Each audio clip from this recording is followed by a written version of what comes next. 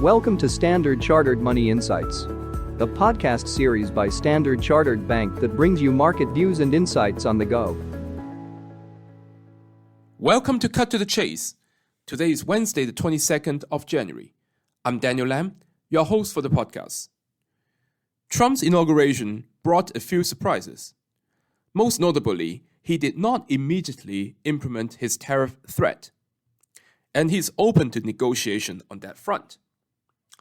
The currency world immediately reacted to this development.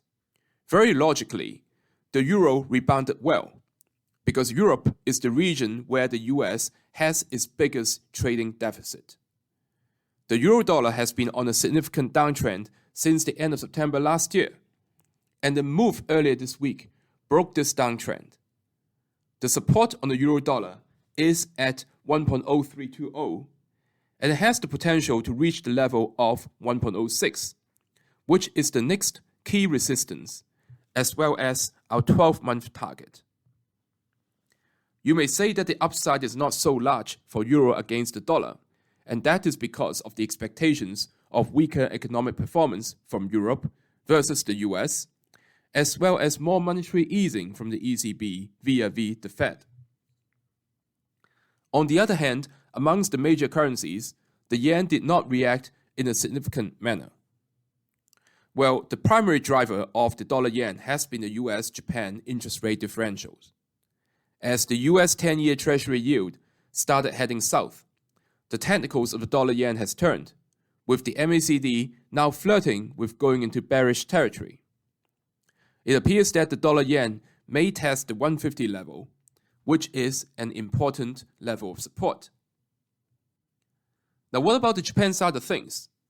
Well, we're expecting that the Bank of Japan is going to raise rates on the 24th of January due to recent comments from BOJ officials and its resilient economic data.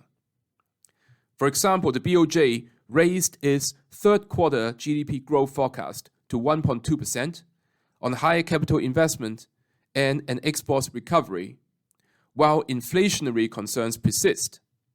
Higher food prices, less energy subsidies, and rising wages, along with a weaker yen, have amplified inflation. But according to swap pricing, a rate hike has already been priced into the market. There's a risk that the BOJ may be raising rates in smaller increments, for example 10 to 15 basis points, after getting the base rate to the symbolic 0.5% level, due to concerns that smaller businesses may struggle to raise wages in tandem with the larger companies.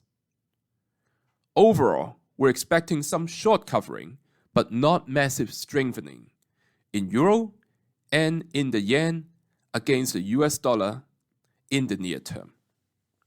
That is all from me for today. As always, if you enjoy this podcast, please don't forget to rate and like it.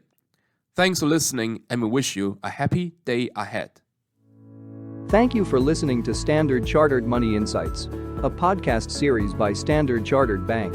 For more details, visit Market Views on the Go on our website or click the link in the description.